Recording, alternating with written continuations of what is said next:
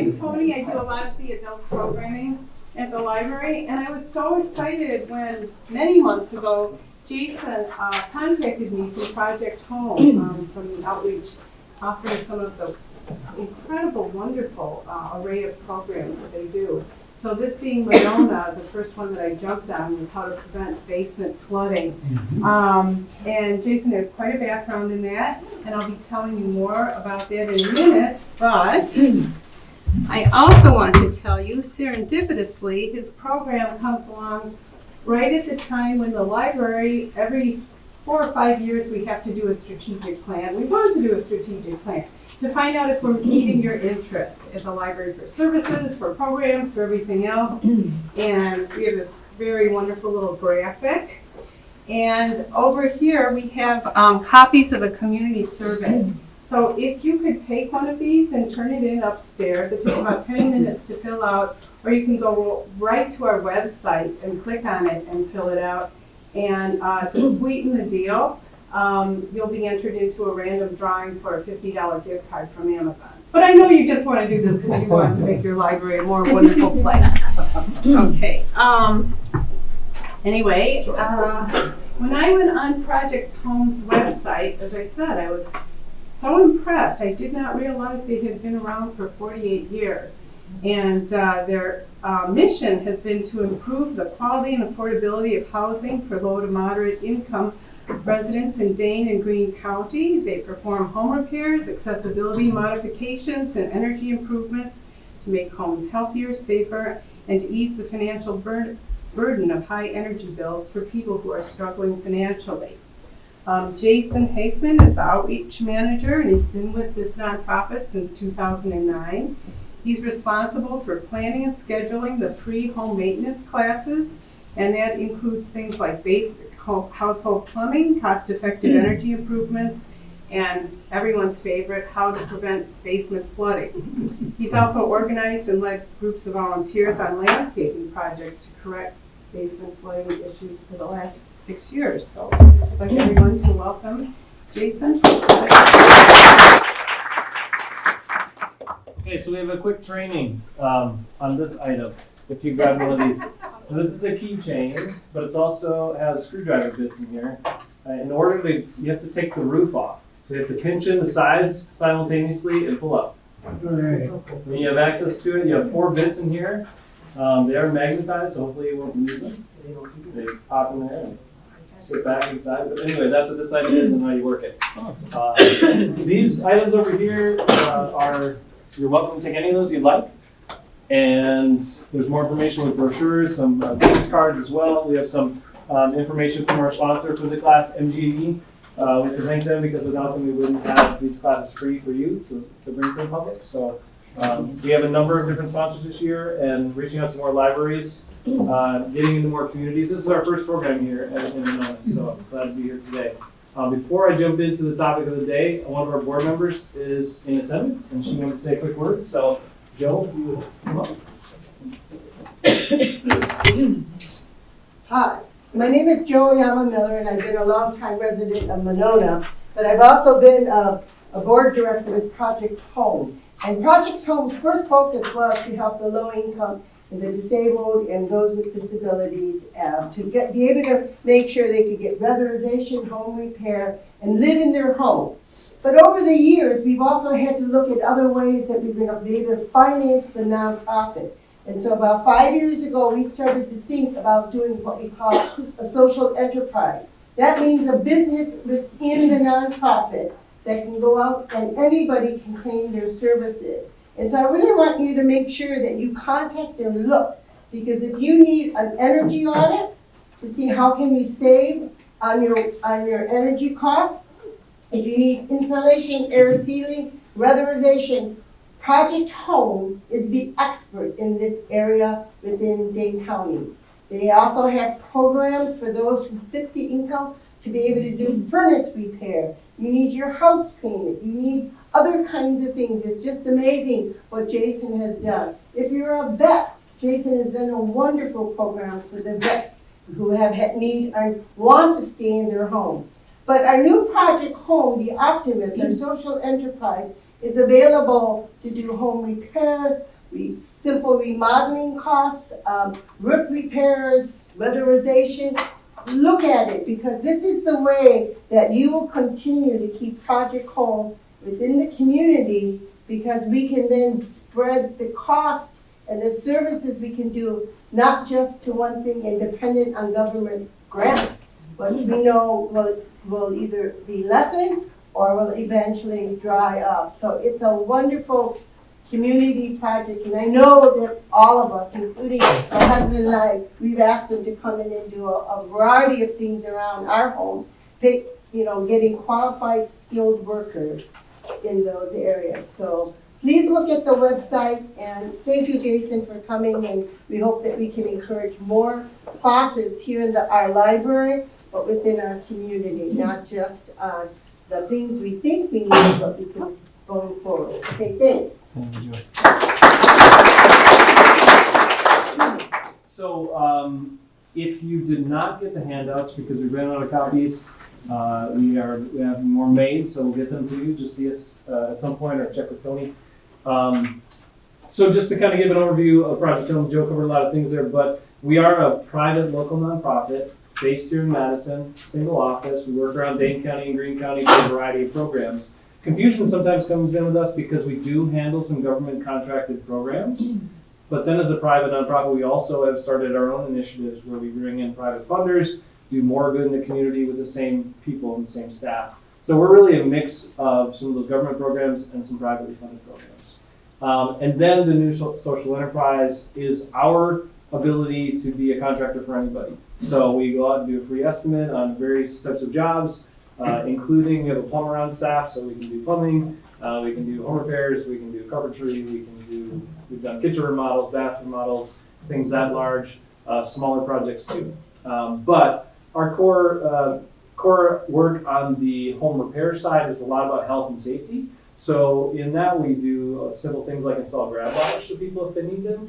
We also do a lot of ramps and other accessibility modifications, getting rid of health and safety issues in the house. So it's kind of the overview. This is our website. It is projecthomewi.org. If you're on you're on Google, you're on any sort of search engine or on social media, if you go in the search field and you type in Project Home WI all together, you will find us on any of those platforms. You can also get connected to any of those places just by going to our website, projecthomewi.org. So one quick tip is all of these photos, as you scroll down, are all links to the different pages that you see. So this one brings you to weatherization, this one talks about repairs, this is more about our information. This is our plumber Rich. So if you put your water heater in, he's got a nice smile and brings that with him every day. But Optimist, some of our volunteer initiatives, which we also do, and then our veterans program here, and then there's more information on our website. So if you're interested in that, please look. We do a lot of videos as well. We have some things on YouTube. We also have some monthly interviews now with TV Wisconsin. So those are little 5-minute segments that if you go and watch, you can learn a little bit more about us in that setting if you're interested. And there's all kinds of links here as well, including the information about the classes. Now, we have quite a few classes this year. I'll just kind of pull that up real quick before I jump into the presentation. If you go to the word classes and click on that, it brings you directly to our classes page, which has the full schedule this year. We've got different locations. We're just at Fitchburg on Wednesday. We're here today. We're in Mount Horeb later in the month. This basement flooding class has been pretty popular and one that we wanted to get out there. So I'm happy to be presenting that at a number of places here between March and April. And then we do have our basic plumbing class. We've got a painting class in Wanakee. So we're kind of all around Dane County doing these classes. So if you're interested in some of these other subjects and would like to see them here in Monona, please give that info to the library. So Tony and I can work together in the future on that. But we do a variety of different things there, including a nice fall home maintenance class, basically how to prep your house for the winter. And I know right now it feels like winter's never going to end, right? But we're going to get there, and eventually we'll see the ground again. So, all right. But anyway, that's our website. So I will jump into the presentation here. I'll just say right away, if you have questions throughout at any point, just shoot up your hand. Let's deal with questions as they come up versus trying to tackle them at the end. I don't think that's a good way to do it. So I'm fine being interrupted. I've got 2 children, one's 11, one's 8. We have plenty of interruptions, so no problem there. Okay, so before we get started, how many people had water enter their home this last year? Okay, let me figure. How many before last year? So what things have you tried to do in the past to try to deal with that? Sandbag. Shop vac. Yeah, to clean this after, yeah.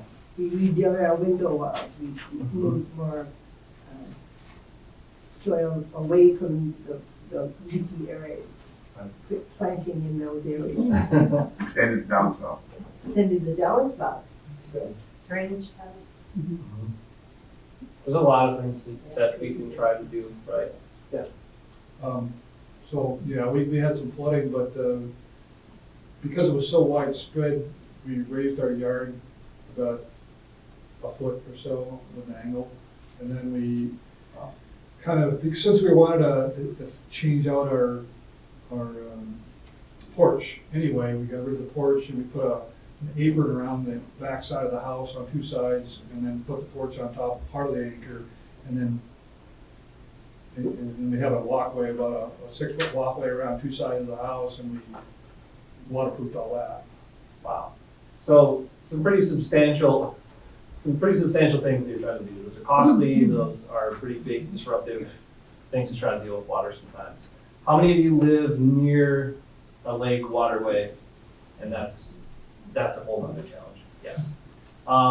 So if you live near a lake that rose really high, and there's not a lot I can tell you today about that. That's not what we're talking about. What I'm focusing on is rainwater runoff control. Because 96%, as we get into the slides, you see that the majority of water entering homes happens because of that.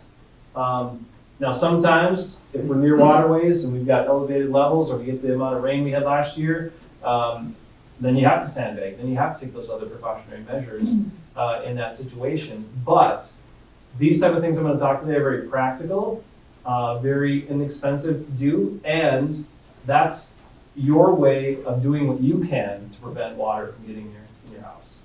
Okay, so that's what I'm going to focus on today. All right, so water abasements, it's a really common issue. Project Zone works between all of our programs. We're probably at about 500 homes each year, and at each one of those homes, we're doing some sort of house evaluation. We look at the ground around the house to see if there's a negative grade or a positive grade to help the water to run away. And probably 75 to 80% of homes we visit have at least a flat or negative grade. And you're just inviting water then to be an issue at that point. The other thing is often with gutters not being cleaned out, not being properly extended. Those are 2 big culprits for this to happen. So the reason why this is such a common issue is oftentimes backfill after people dig out or disrupt the ground is not done appropriately.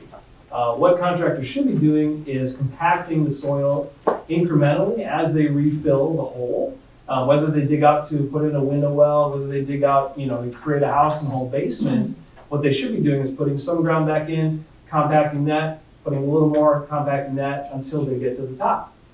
Most of the time, what happens is they fill in the hole, compact at the top, and you've got 10, 12, 20 feet of ground that's not been compacted properly.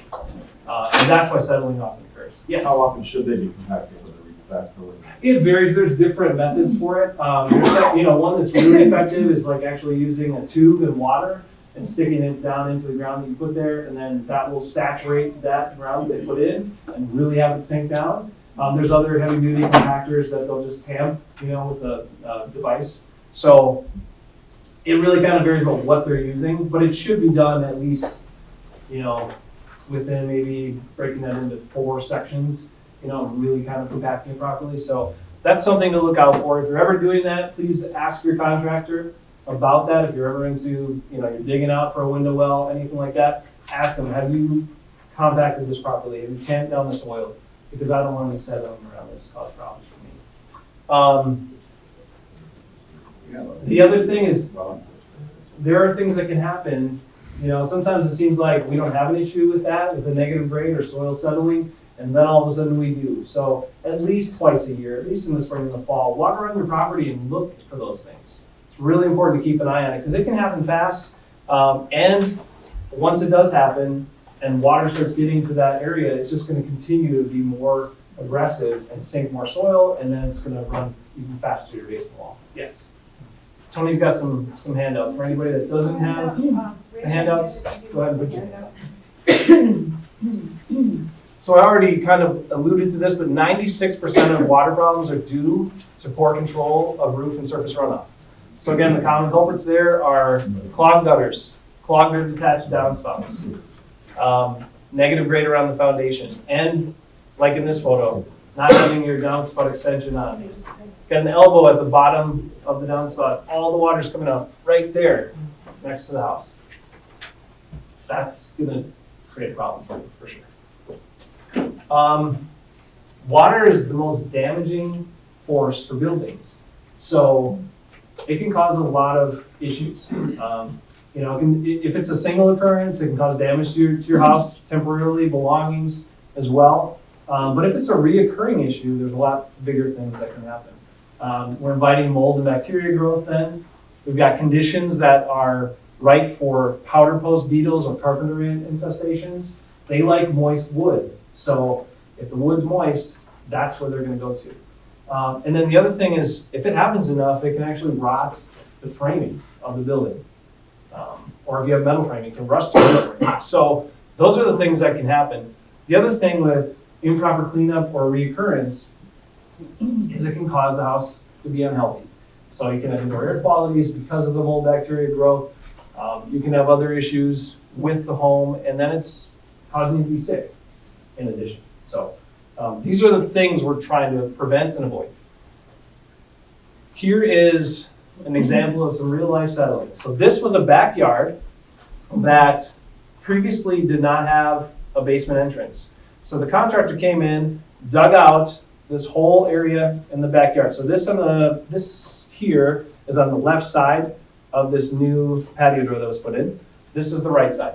So they created steps to go down towards the door, and then they had concrete wall here on each side of the stairs.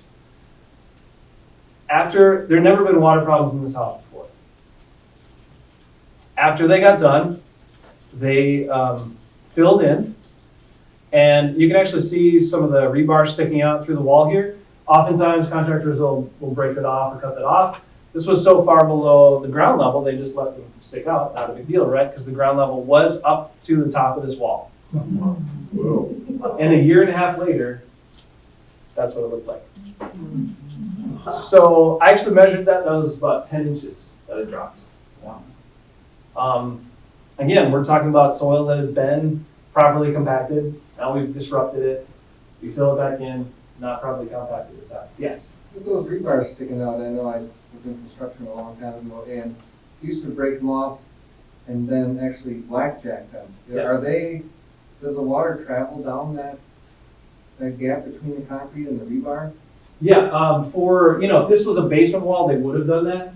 Because this was a wall that is just branching off of the basement. Yeah, they didn't worry about it in this case. But yes, you should have that tar off. And sometimes they're putting on basements now, they're doing a whole membrane, like basically covering the whole basement wall. Which, yes, prevents water from going through as long as that holds up. But if the water is still getting to that wall, other problems can happen. So we want the water to not even get to the basement wall in the first place. Anyway, so I addressed this for the homeowner myself, and between these little sections here, and here, that's all I added soil for. I think I had almost a yard and a half, maybe 2 yards of soil that I added to get it properly done. So we'll talk about estimating Is that a lot? soil later. Is a yard of soil No. a lot? No, and I'll give you I got some good resources. Now in your handouts, there's about half of the PowerPoint slides in your handout. So you do have some good information there that we'll cover too. Just a couple other examples of settling. Now this one, you can see a little rise here and it settles towards the front stoop, it settles toward the corner. Usually it's not as severe as what I just showed you in older homes. This one almost looks okay, right? But it's basically flat, and flat is also gonna invite water to go to the basement. So water continues to reach the foundation, and it runs down until it can find soil to absorb it. That's why settling continues. So if we stop the water from getting there in the first place, settling should not happen anymore. When the soil absorbs the water again, compacts, sinks, that can just continue to happen. Every time water reaches more fresh ground or more unsettled ground, it can just continue that process.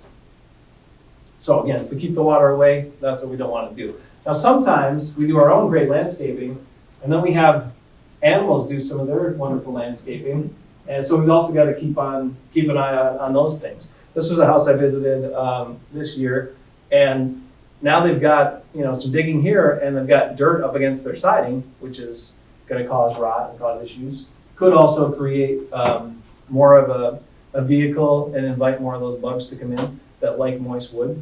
So we do have to keep an eye on what animals are doing around our property too. Okay, so I'm going to show you the ideal, easy, simple solutions in most cases. This would be the greatest solution where we have an older house with a lot of exposed foundation. So in that case, what do we need to do? We just need to elevate the ground level around the foundation and slope it properly so we're getting water to run away. So you can see here, we had a group of volunteers working on this. They've got a lot of soil in place already. One thing I wanted to point out that was kind of a cool fix. So window wells. There are a variety of different window wells that have been used over time.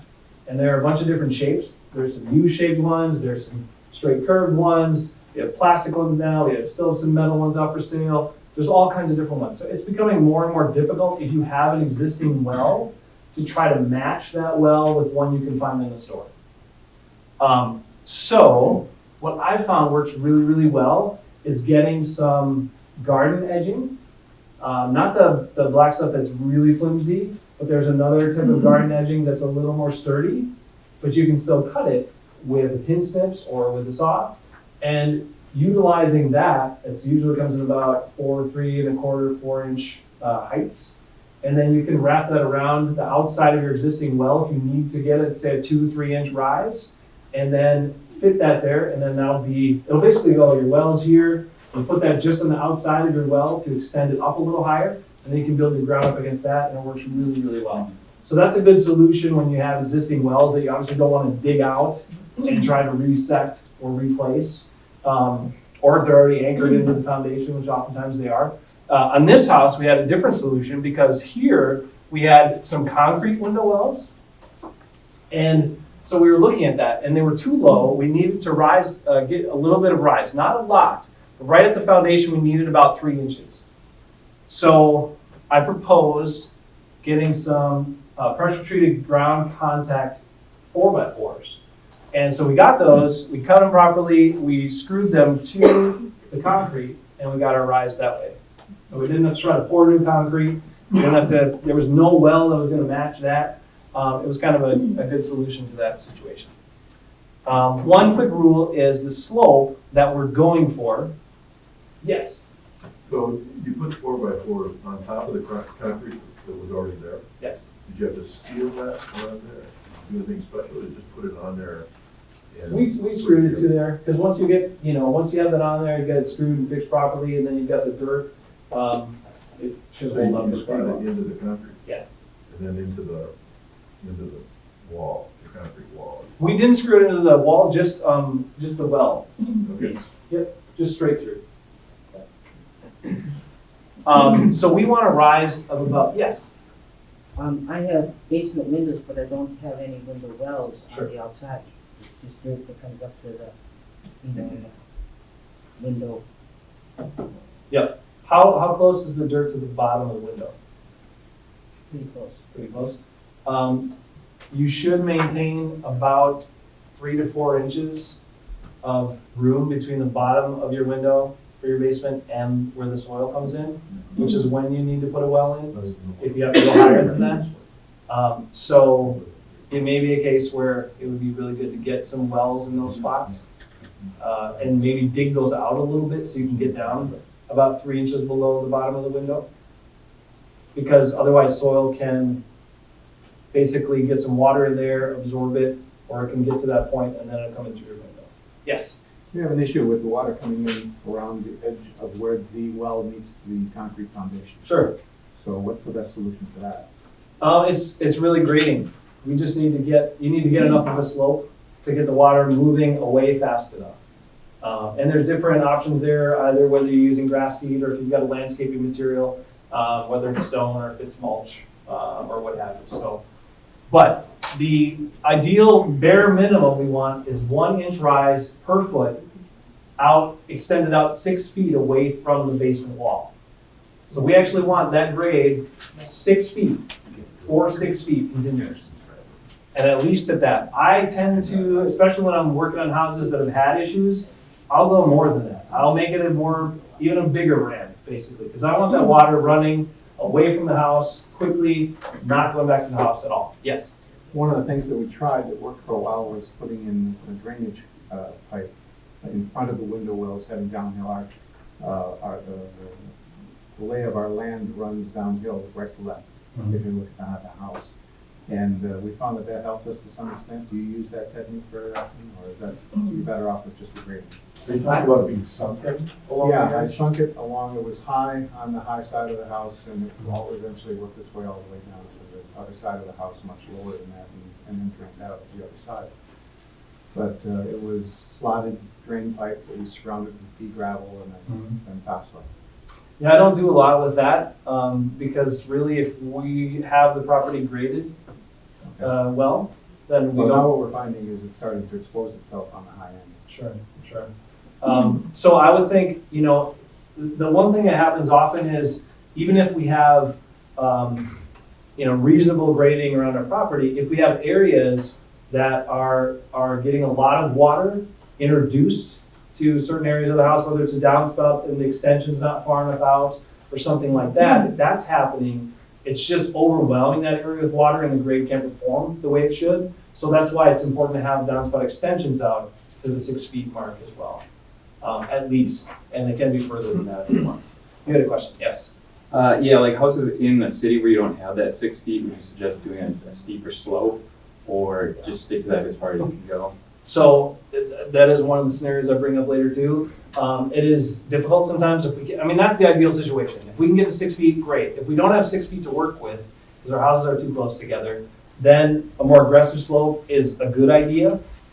There's also a few other things that you might be able to look at doing if you have an existing trench between the properties, which there should be some design way with the way the property is, that water then gets to the spot so it can reach out to the street. Even the water from the backyard should be able to do that. So look around your property if you're not familiar with that. Look at the neighboring property line. There should be some sort of trench or some sort of water path that you want your yard's water to run to, and then it'll work its way out to the street through that. But yes, a more aggressive slope is a good idea in those situations. Yes? I also have some pumps in my 2 window wells that give me trouble. Okay. That kind of works sometimes, and sometimes if the hoses running downhill are frozen, it doesn't work. Yeah. But is that a common solution? I have them inside 5-gallon buckets that have holes drilled in the side, to let the water in and keep most of the debris out. And then when it reaches that flow, because otherwise my window wells fill up like aquariums. Sure. And sump pumps, that's one other thing. A lot of people think, well, I should just put a sump pump in. A lot of times they work. Sometimes they don't. And sometimes if a tile or if something, the tile getting to the drain and the sump hits, gets frozen, then they don't work the way they want, or that you want them to, and then they can back up. So that's why the only real way to deal with this. So there's a person I was going to introduce you to in a minute. He's the one that kind of I learned all this stuff from, and he's a longtime home inspector and a water expert. His whole approach to this is deal with the grading and the gutters, don't worry about sump pumps. Because he said there are homes that were built 100 years ago that never had drain tile put in, never had a sump pump, and they never had water in their basement because they were graded properly. So yes, the sump pump can be a backup for you if you want to go that, but it's an expensive one. It's pretty intrusive to dig up and put all that in. You know, if you're trying different things, I totally get it. But if we can get this done where we're controlling the water, so the water's, we're not at the mercy of the water, we're controlling where the water goes, that's the surefire way to prevent issues for yourself. Unless it's a water table issue, which we'll talk about that later. That is a whole other issue. Okay. Here's another property we did this on. Again, nice older home with a plenty of exposed foundation. The one thing you want to do is look before you put soil up against there. If there's cracks in the concrete, get some concrete crack filler, fill those cracks, okay? So water doesn't transfer through. And then go ahead and put your soil up against there. Yes? How deep do you fill those cracks? Like, do you backfill? Like, how deep do you have to go? Well, so a few inches down would be fine. As long as If you're as adding, long as we're doing the compacting. right, and let's say we're adding 4 inches at the foundation. Maybe go down a couple inches, look for crack. You know, if you can see a crack, if you don't see any crack at that point before you're going to be adding soil and you've got 4 or 5 inches you're adding, you probably don't need to worry about it because everything you're putting in place is going to be, you're going to compact that. The water's not even going to soak that really. But if you do notice cracks, you can dig them out a little bit, dig down a few inches and seal them down as much as you can, within reason. The amount of water that's generally going to get to that area is probably not going to cause an issue. I have a question. Yes? Those crack fillers, is that like a tar or rubber base, or is it actually a concrete? You can get, there's a variety of different ones, but you can get them in just like a caulk tube, which works pretty slick. And when you apply it, it's a little gritty, but you can tool it with your finger or with a putty knife after if you want to. But those apply really well. There's instructions on there for different ones about how long you want to let it sit before you put something up against it. Sometimes it's 24 hours, sometimes it's 12 hours. Just look at the tube, but it's pretty easy to get kind of the tube version of that concrete crack filler and use it on your basement walls if you want to. So this is a quick picture of some people tamping, okay? And there are some different rules for that. I've seen people who are going to do a landscaping project and they want to add soil and they're going to add 5 inches of soil. And so they put all the soil down, they rake it out all nice, and then they tamp it all on the top. That is not going to get you the desired effect. They're still going to be settling there. So I just have I've trained all the people that I work with. Basically, every dump of a wheelbarrow or every bit of soil you put down and you rake out, tamp it right away. You cannot over-tamp the soil. You cannot over-tamp the soil. Just tamp every single low you put down, and then if you're growing grass seed, you really only need that top half inch or so to be loose. So tamp everything else, and then that last bit that you put down, leave that a little bit loose if you're doing grass seed there. So, okay, this is a nice graphic of that illustration. It's really easy, right? We've got a negative grade originally. We've got plenty of exposed foundation. One other rule to keep, it's really, really important. Remember I showed you the soil up against the siding before that the animal created?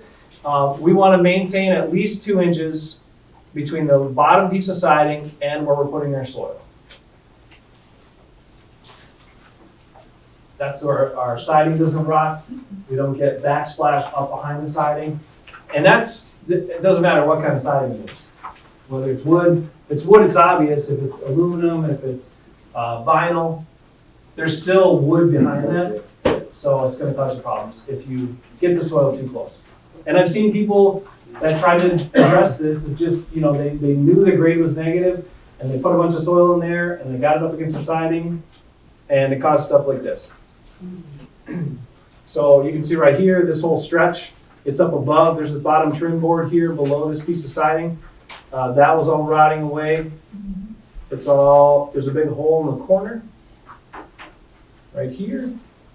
And you know what likes those holes like that, right? Just get some mice in it. Come on in, mice, and maybe something bigger, I don't know.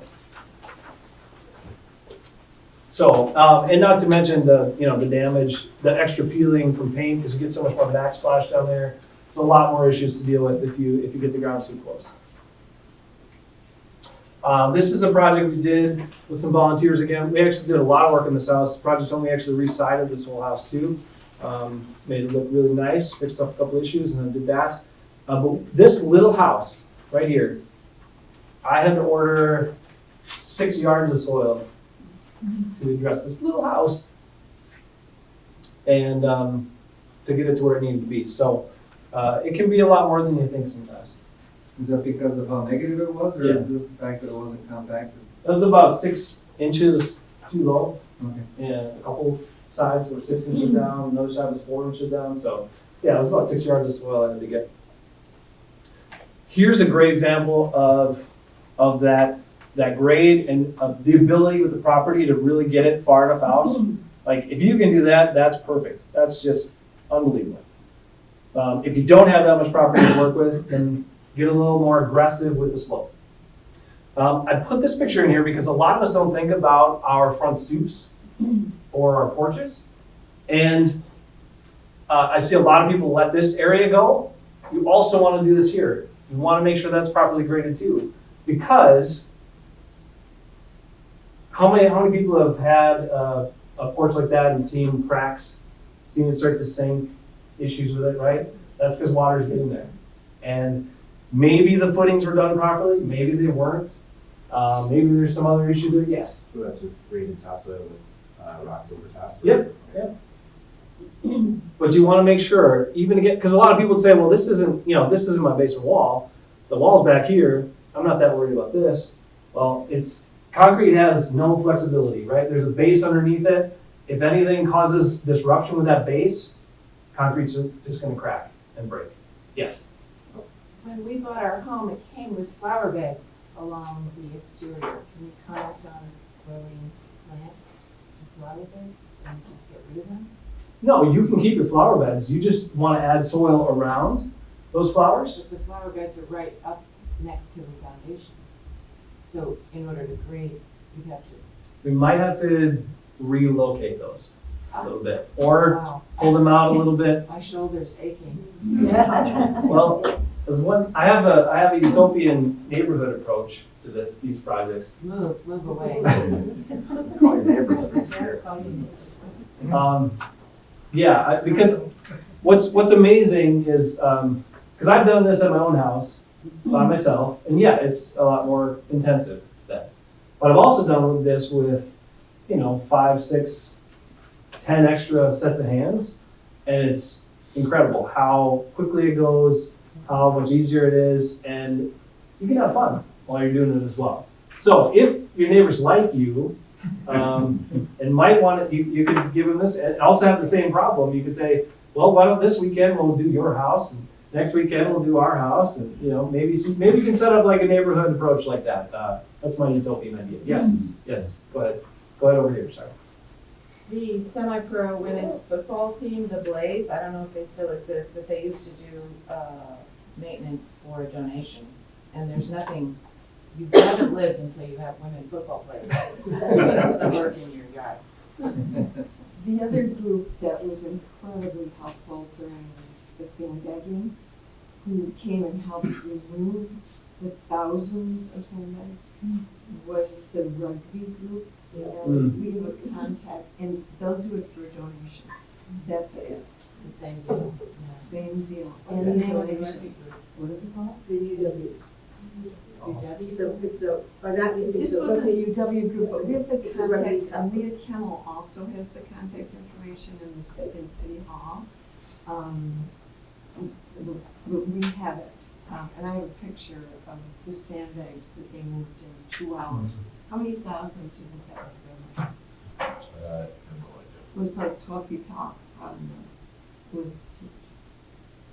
But now we need to fix them. Gotta control the water. Yes. Thinking back to the rebar exposed pictures. Oh, sure. When you were filling that in, do you strip back the existing grass topsoil, or do you just go right on top of it and compact on top of that? Like you you can leave what's there. just build Especially on top of it and compact it away. right. Especially if you're just like in that case, I was just putting grass seed down, Right. so I only needed that top half inch or so to be loose. Yeah. So I will say this. Now, I've seen this enough, and we've helped enough people with the situation through some of our volunteer programs and projects. Currently, though, Project Home's ability to assist people has been a little more limited than I would like.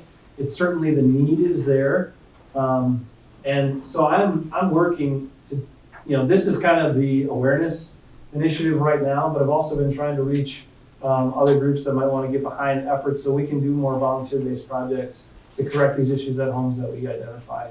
For a lot of people that are either seniors, can't physically do it themselves, fit within income brackets of programs that we want to do. So, I'm trying to build that because I talk to a lot of individuals that are restoration companies, and the weather last year just overwhelmed them as well.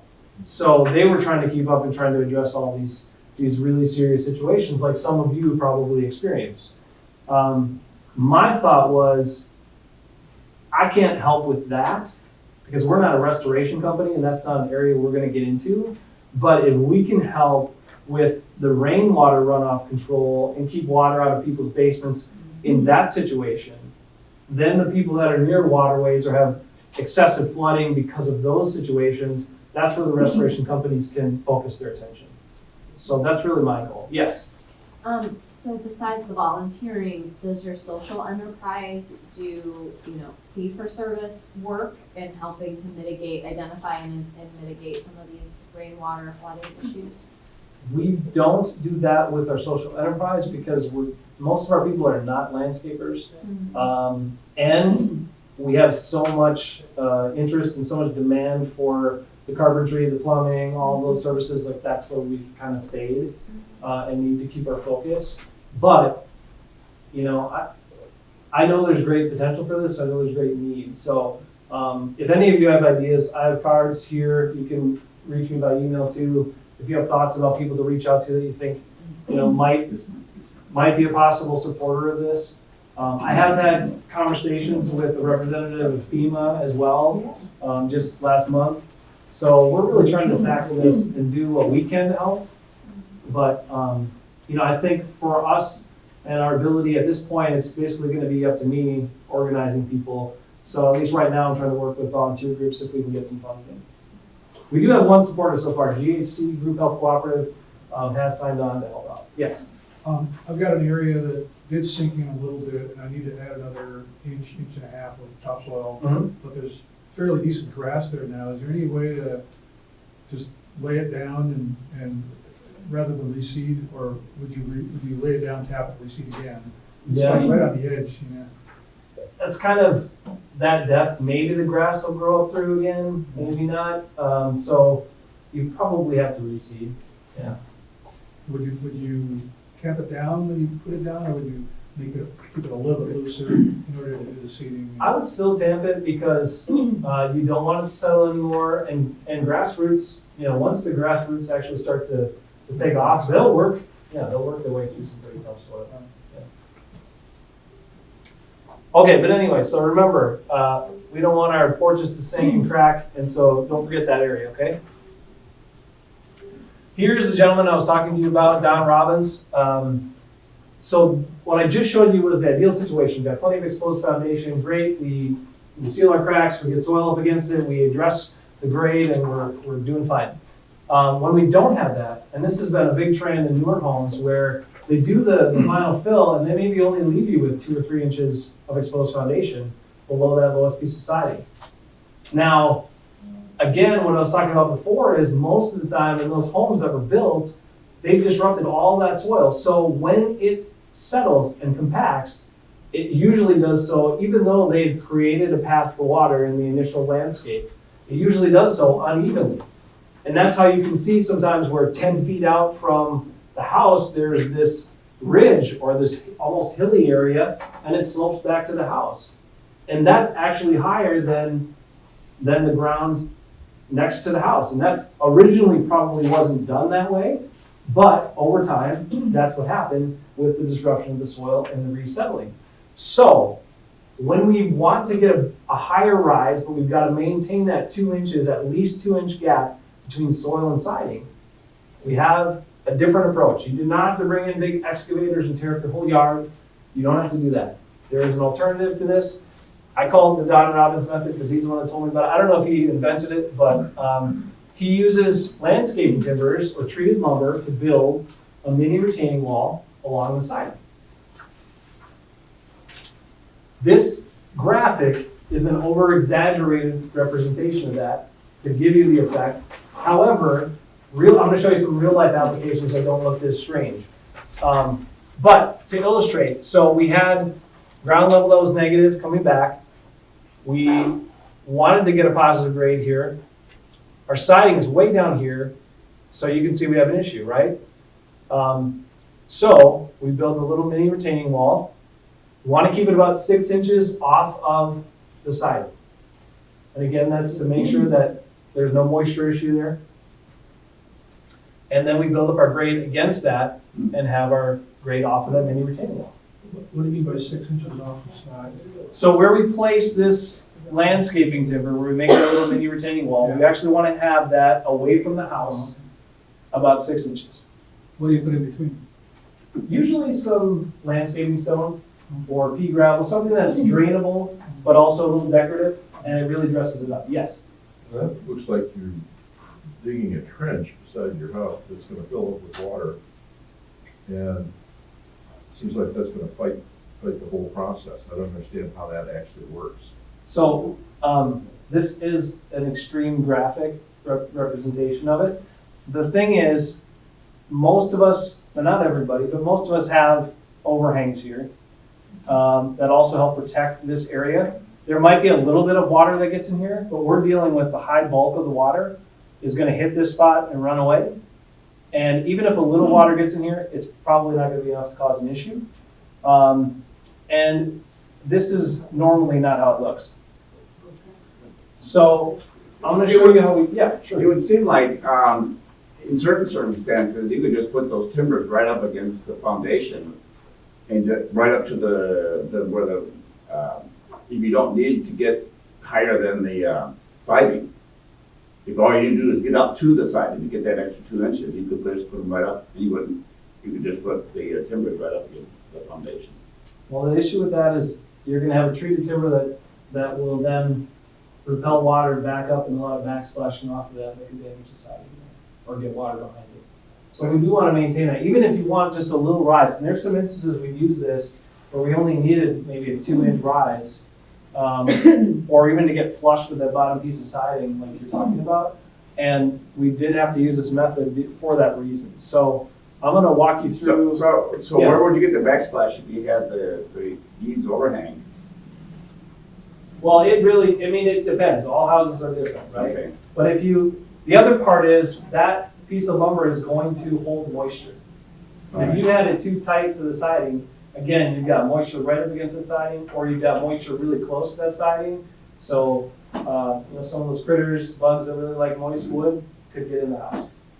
So those are kind of the reasons for that. So if you could keep it your 2 to 4 inches from it, you're good. Then Yeah, you can put it up against. Right, but then you don't even need it, because if you've got that exposed foundation, you're using your foundation to put the soil against. Yes.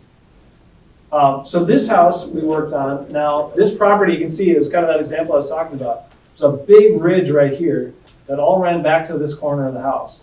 They also had an issue along this side. You can see how tight the ground is to the siding here. And they regularly got water in their house. So we use this approach.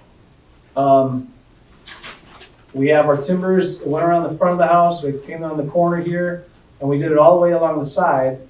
And they got a little fancy here by the gas meter. I don't know that oftentimes we'll just maybe put it next to the gas piping.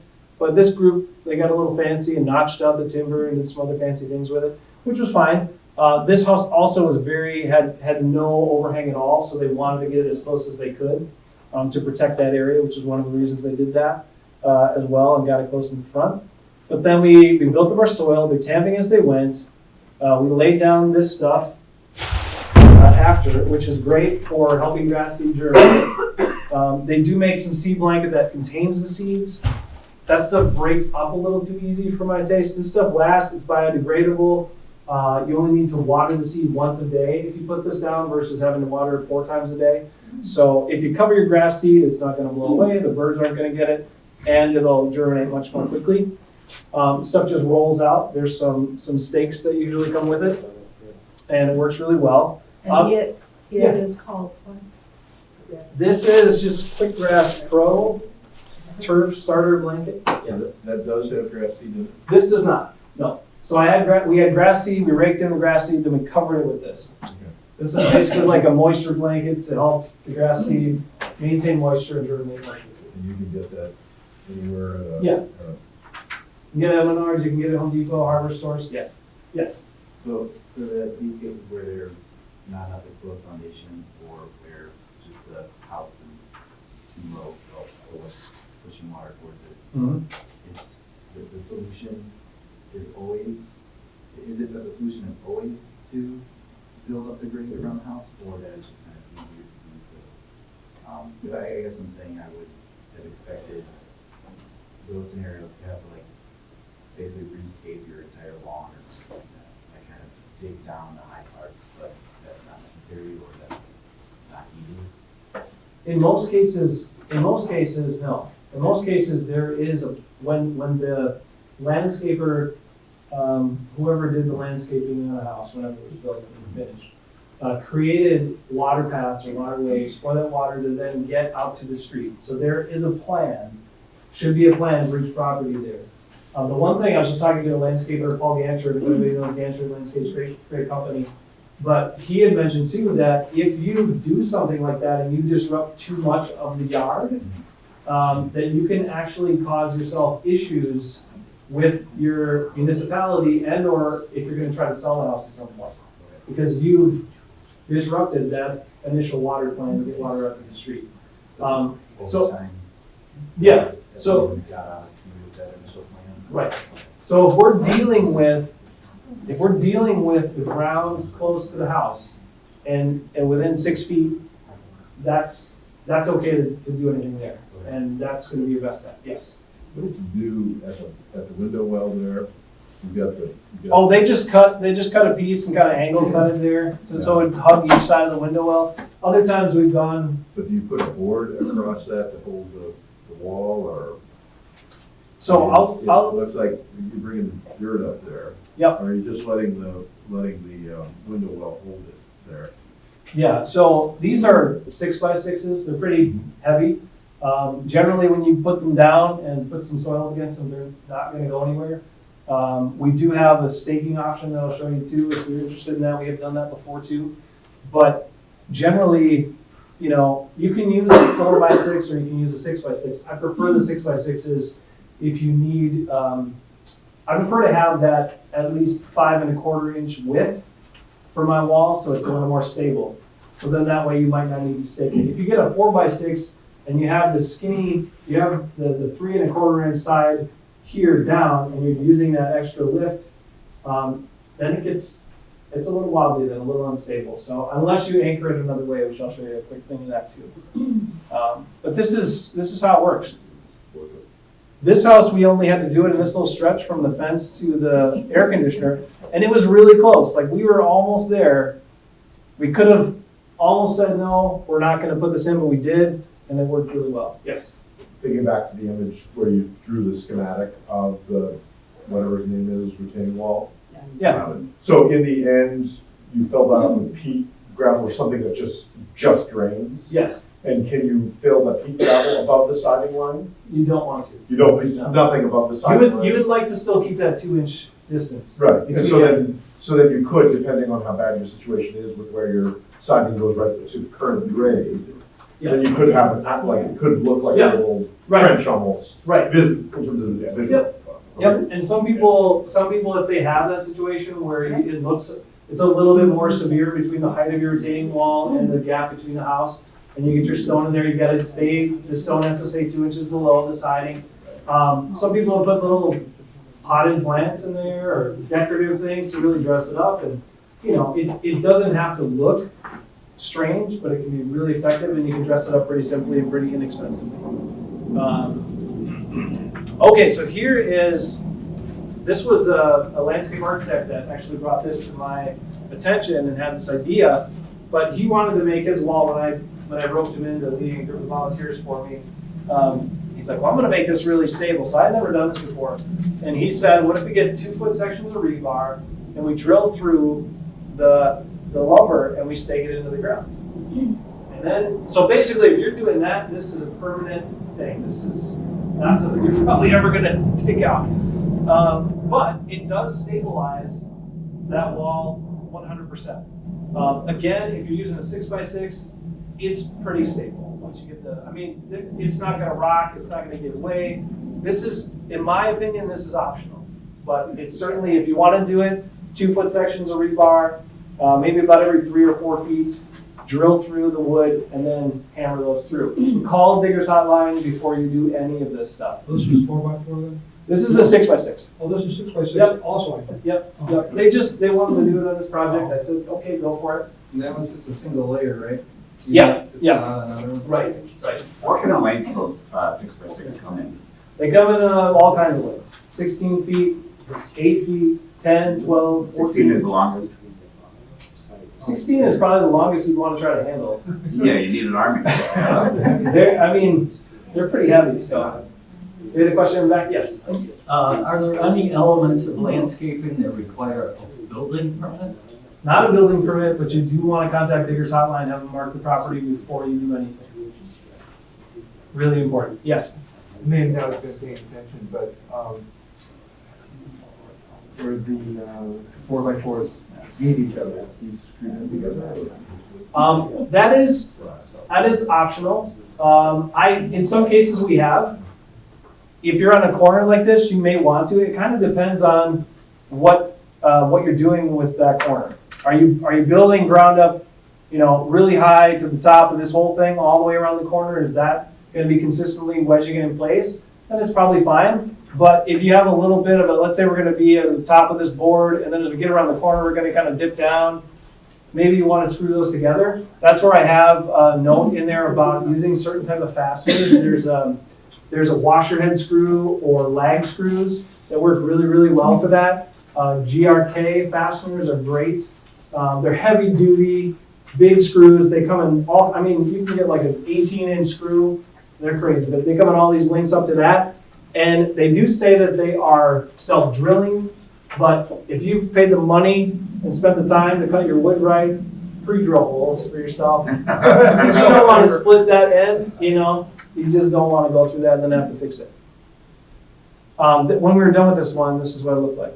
So in this case, they had a little more overhang here. They just put the timber outside the window well. They didn't split the window well like in that other house. But it ran the whole length here and then around the corner. And then they just put grass seed down. And this was actually led by the people from Avant Gardening. They volunteered on this one, so another really nice company. Jason, I understand that those big timbers will sometimes twist as they will. Would that be a reason why you want to anchor them? Or have you not had a problem with them twisting? For a 6x6, probably not. Okay. There's just, it's a big. No, I mean beefy that they work. Oh, in terms of, by the end, it may be a reason to, especially if you have a corner like that. But again, if you get a little twist to it at some point, it's outdoor landscaping, you're putting dirt up against it. It's not finished carpentry, so. That's true.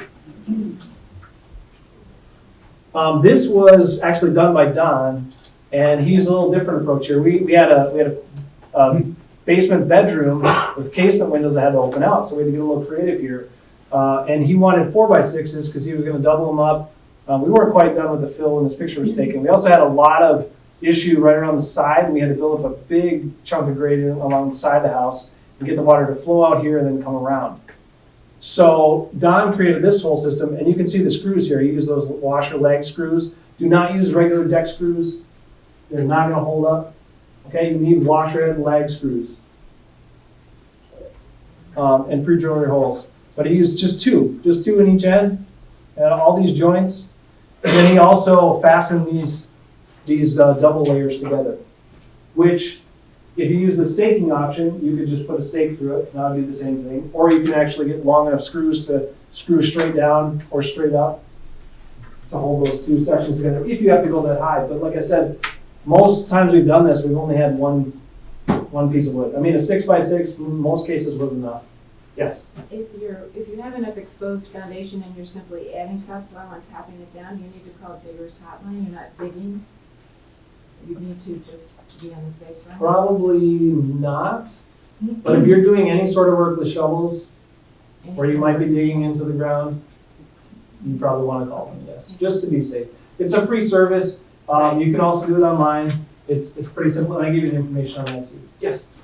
On the corner of that picture there, the wood is connecting straight into the siding. Oh, well, it's actually, there's a little depth there. Oh, you mean on this edge here? The left side, yeah. Right Yeah, this is kind of, you can't see. there. Is that kind of like a garden box? Up to the corner there, it's actually a foam insulation, that's up about this high. Hmm. And then they had a piece on the corner there of the vinyl siding just to decorate that, so you can see. So actually, So the foundation is exposed around the other corner. Correct. Where the wood is going to. Yep. Okay. Yeah, or I would have to call Don back for that. You didn't follow your own rules. Okay, so that's all the grading stuff. Any other questions about that? Yes? I'm sorry, but those houses look so devoid of any flowers. I mean, whose house looks like that? I don't get, what happens to flower beds when you've got 6 or more feet of topsoil grading out? You can still have wonderful looking flower beds, and you can do, well, because so in most cases, we didn't add soil for 6 feet. We added soil for maybe 3 feet or 4 feet, but we got our proper slope out to 6 feet. Because a lot of times what it was around that 3 or 4 foot mark was where we started to have the negative grade. But from about 3 or 4 feet out and further, usually, most cases, the grading held up. It didn't sink as much. So we're really just adding, most times, just adding soil in the 3 to 4 foot area, which most people's, if you have a garden bed, if you have something like that, it comes out about 3 feet or so. And then you can edge that if you want. You can edge it with some garden edging, some timbers, whatever you want, and still have that nice flower bed. So the flower bed is outside of the grading, beyond the grading? No, the flower bed would be the first 3 or 4 feet of your grading. On top of the properly tamped. Are you suggesting like putting the flower bed soil after we've tamped it? We've decided not to seed because we're putting flowers there. And so, but once you have that slope appropriately tamped and all that sort of thing, then putting the flowering soil on top of that, or digging into that. Yeah, then dig and plant make sure your things are planted if you need to. Yeah, you can put flowers there. They don't put How flowers, many they rip feet? them How out many before they feet? start. You just have a No, slope. how many feet between the flowers and the foundation? I mean, I wouldn't have them like right up against the foundation, but if you have them, at least 6 inches away, that's fine. Okay. Yeah. Yes. The picture earlier when you're talking about the porch, it had the rock out front. Yeah. So underneath that, the soil is sloped. Does it really do much to have the rock sloped as well, or can that be graded? Well, when you put the stone on top of it, it's going to look sloped because it'll follow the grade of the land that you have. So in that case, we added some soil. Actually, for that, they used to have some old bushes there they wanted torn out, so we tore those out. We added some soil. We put down some landscape fabric, and then we put the stone on top. And then if they want to replant anything in there at any point, move the soil, cut through the landscape fabric, plant things where you want to plant them, and then put the ground back or the stones back around it. Okay. Yes? The only time I get water in the basement is when the ground is frozen and it rains. Mm-hmm. I can't figure out where it's coming in. Well, water's a tricky one because the thing is, it can enter in one spot or actually reach a foundation wall in one spot and then appear in your house in a far different spot. So that makes it really hard to trace. So it's kind of and obviously we can't do this right now, but when we get to the spring and you can see your ground around the house, really kind of taking a look at that and seeing where do you have plenty of properly graded soil or land, and do you have any areas that are a little more flat or negatively graded back towards the house. Because even if we have some frozen ground, we know the frozen ground or icy ground is not gonna absorb the water as good. So if the water builds up, let's say there's even, maybe a flatter area. If the water builds up on there high enough, then eventually it's gonna kind of migrate back this way and wherever it can, I mean, it goes anywhere it wants to, and then it can end up in your basement because of that. So, if you only have it when there's not soil absorbing properly or the way it normally does, it might just be a minimal amount that you need to add. But look, if it's, in my estimation, all these types of things, I will overdo it. I'll overdo it on the grading to make sure I don't ever have any issue with that water, so. Yes, Our house is a brick house, and the bricks go down into the dirt. sure. Yeah. So when I build it up, I can just bring the dirt up along the brick and You should be able to look for cracks, seal those cracks before you do it. There's plenty, so brick is a little different than concrete, but there's plenty of homes, brick homes that have dirt up against the brick, and they don't have any issues. So just check for cracks before you put any soil against it. Yes? Any problem with window well covers? Window well covers are optional for the most part. Generally, so a lot of people think if they put a well in, they should have a cover. Normally, the amount of water, rainwater that's actually going to get into that window well is not going to be an issue. So they're not required. But if you feel that they would help, you can certainly get them and put them in place. Depending on how much overhang you have. Yeah, if that's a case where I might do it, or might suggest it, is if you don't have much overhang or it's really exposed, then maybe you want a cover on there just to protect it. The tricky thing I'll say about well covers is, again, they only make a couple of sizes, and they don't fit very well, most window wells. So you can, the best luck I've had there is working with the hardware store, because normally they'll have to order them anyway, so they might be able to help you order a more appropriate size one than if you went and picked one up at Menards or Home Depot or something. Yes? Yeah, I did order a specially designed one from Menards. Okay. They have a place that they work with somewhere. Yep. And they're not inexpensive. I mean, they're a little pricey. So, yes. If I want to put stone or stones over my ground, do I have to put that black fabric over it so nothing grows through? Or? If you don't, you probably will be doing a lot of weeding. Okay. So yes, I would So I advise do that. it, I tamp it, I grade it, Yeah. I tamp it, I put the black stuff down, then I put the. Yeah, and I like to use kind of a mid-grade landscape fabric for that versus plastic or the cheaper landscape fabric. Like, you can overspend the landscape fabric. I wouldn't get like the super thick, heavy duty, whatever, what do they say, like 199% lead block, and it's basically like a tar roll. I mean, it's really heavy. I wouldn't go there, but if you get the cheapest one too, it's gonna tear easily, you're gonna have issues with it. So get kind of that middle of the road one. Seems to work pretty well. And yes, for that situation where you're using landscape stone, you want to get all your ground settled, tamped. In that case, you don't need you can tamp even the last load, because anything you're going to plant there, you're going to cut through the fabric, you're going to dig your spot out and put your plant in or your flowering or whatever, and then you're going to cover it back up with the landscape fabric and the stone around that. So yes, absolutely. If you're doing mulch, you don't need to get the landscape fabric, obviously. About 2 to 3 inches of mulch. More than 3 inches of mulch is too much. It'll retain too much moisture. But about 2 inches is your minimum, or you're going to have weed growth. So about 2 to 3 inches of mulch on top of this. And so you have to factor that in too, right? If you're going to do grading and you're saying, so in that case, you can only get your soil within 4 inches of the siding, or you're going to be putting mulch too close to the siding and then causing the same sort of problem for yourself.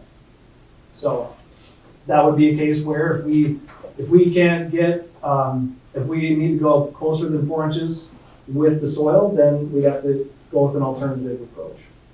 How about if you put your dead leaves and your tree leaves at the end of the fall, or at fall time? Do you remove that after the spring comes because it has so much moisture up of your flower beds and against your house? As long as it's not up against the siding, Okay. I'm not worried about it. Yes? Okay, so you mentioned that you don't put landscape cloth down and you put mulch on top, which I've also heard because the mulch is actually gonna break down over time. Right. And so you're basically creating a spot for all your weeds to grow into anyway. So do you suggest like putting newspaper down first and then putting your mulch down? Because sometimes weeds are gonna grow up even to 2 inches of mulch. Yeah, so there's different mulch, so there's wood chips and then there's mulch. There's a little difference there. How many people pick up their own mulch or wood chips from, for free? Okay. So generally that's a little more on the wood chip side than mulch side. So you might have with wood chips you're gonna have a little more weed growth. Mulch has a little more, I don't know, there's some added natural ingredients in there in real mulch. So that just kind of helps fill in the gaps a little more.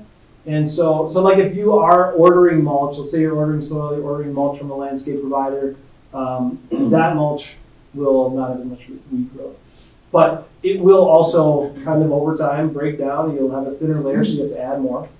That's kind of just the thing you gotta maintain and keep an eye on. So, but just be careful not to put more than 3 inches on.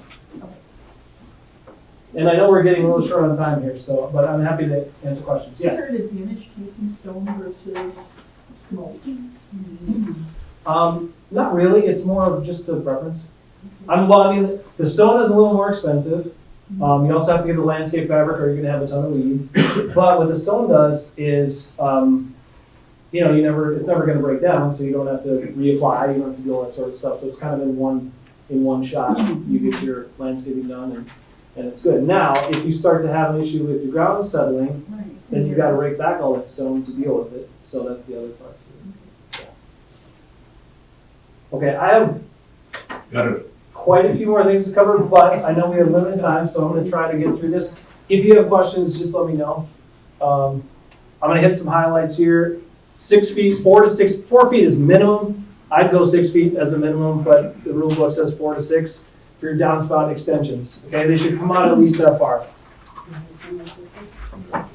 Gutter guards and screens are an option if your gutters get clogged frequently. These are pretty effective. They're pretty easy to install. It's a PVC product. Sometimes it lasts 5 years, sometimes it lasts 10 years before it starts to warp. Some people have had them on 15 years and they're still hanging in there. So it really kind of depends on the amount of exposure to the sun and some other weather factors. But this will keep garbage out of your gutters and keep them working well. Okay. Yeah, Go ahead. I added that to my house about 5 years ago, and I should have bought a couple extras, but other than that, I bought a couple because they broke, but that works really well. Yeah, and these, I like to cut them with tin snips, or you can even use heavy-duty scissors on these. There are more expensive options too. There's some metal ones that are actually affixed and screwed to the gutters that people will sell, gutter services will sell. Those are basically like permanent things that are going to be there forever, but you'll basically never have to clean your gutters again. There's the other kind too that you just stick in like that. Yes, which there's a screen. Gotten some mixed reviews on those. And then you can, yeah. check them out Yep. once or twice in the summer. Yeah, I've gotten some mixed reviews on those, so I do usually recommend these if you're gonna do it for the first time. One quick tip though is, so this part feeds under the shingle, and this has got a little kind of clip here that clips into the front edge of the gutter. If you're installing these on your own, I've seen people do this. Actually, I did this first time I did one.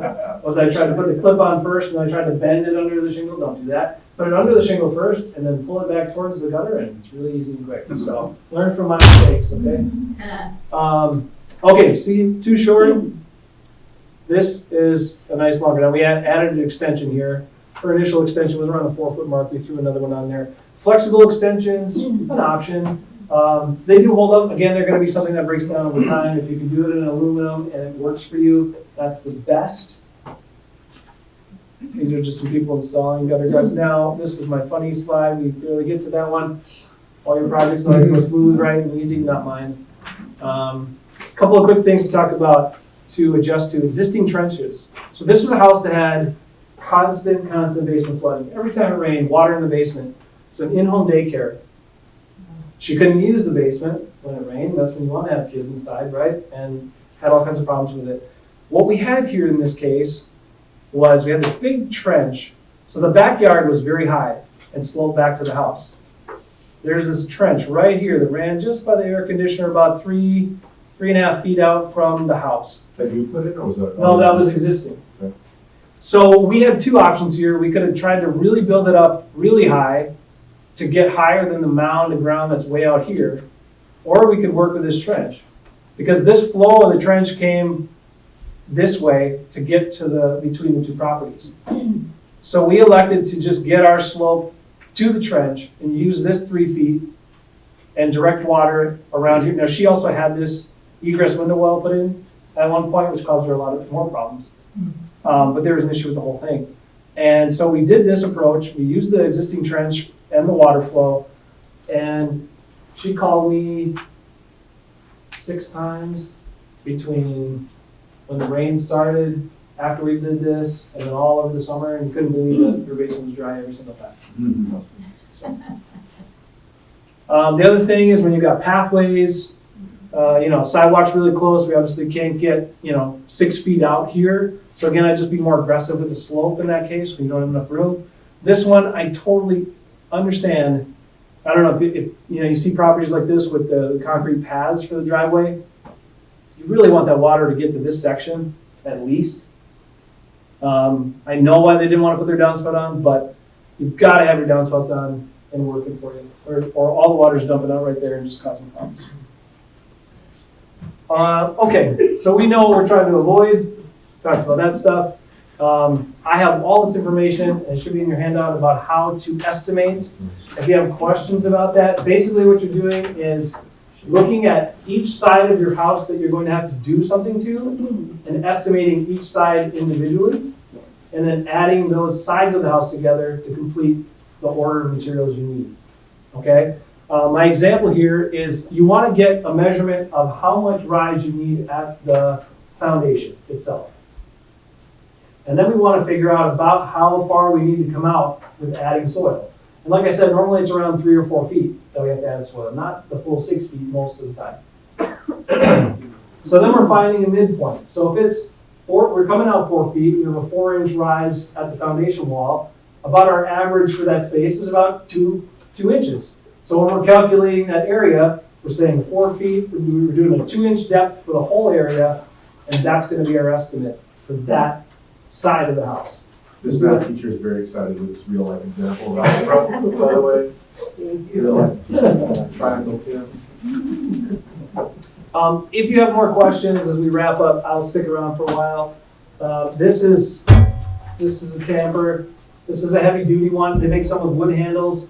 This one is all steel and it's a 10-inch. They make 8-inch or 10-inch tampers. I decided I wasn't getting enough exercise, so I got the heavy one. So when I did it, I got a little more work in. What's the cost on that? This one was a little more expensive, probably around $25. You can rent them, maybe rental. Yeah, and you can rent them, but it's depending. I mean, it's nice to have if you're ever going to do a patio project or anything else. You still need to use them. Let's see if I have any other highlights here to hit.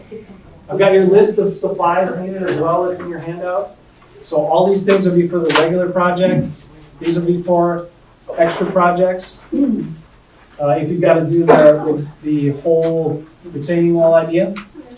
Some really good resources for places to buy materials. There may be more, but these are all places I've worked with that will deliver right to your house. Okay? Kalani Topsoil, I love those guys.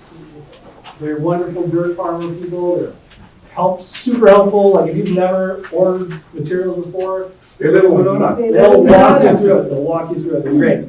And they will deliver as little as 1 yard to your house. So even if you don't have a big order. You can share orders with your neighbors. Yep. And they also have a split truck. So if you're ordering mulch or stone from them and soil, they can bring it home to one trip and save you a little on the trip charge. So. Is that all in the packet? Yep. That stuff's all there. I will give you a pointer for gutter supplies. Not a lot of people know about this place. Midwest Wholesale Materials is just on the other side of Flom Road, or just on the other side of 51 on Flom. They have all the gutter supplies you'll ever need at the best price. They also are really, really helpful. A lot of contractors buy from them, but you can buy from them, homeowners and the public can buy from them too. And that's in there as well for you.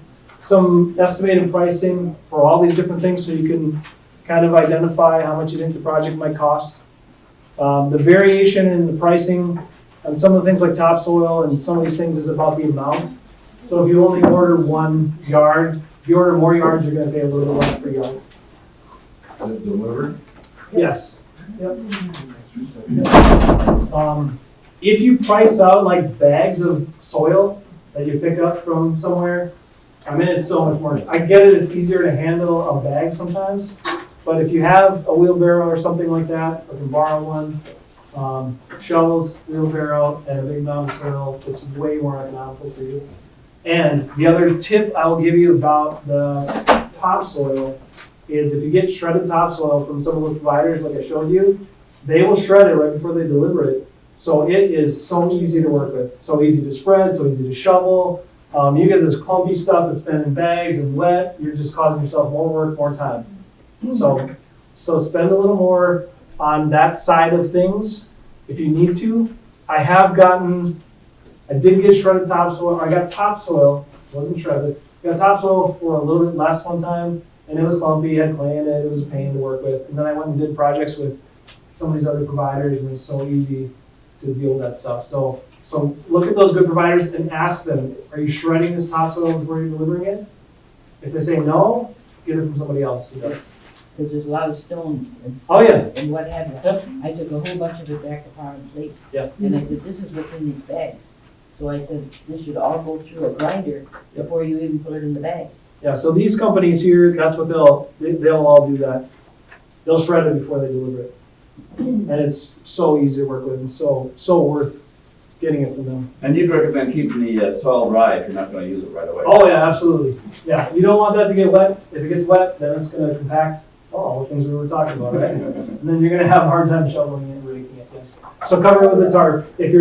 Ideally, you want to deliver it when you're gonna use it, right? Because most people have it in the driveway anyway. You wanna be able to, deliver it and then use it and get it out of the way. So. But if you can't, tarp it for sure. Keep it dry. If you have interest, call Digger's Hotline, please. They also, you can do it on the web. You bet. And one other thing I noted is that the quality of the topsoil also really matters if you're growing. The grass seed will grow, it's unbelievable, some of these houses that we've done, how quickly, how well the grass has grown in, even that first summer season, versus, again, when I got cheaper soil in my house and the grass didn't grow and I got some weeds, but not really a bunch of bare spots, and weeds is basically what I got. My wife was in charge of that order, and I told her not to go the cheap route.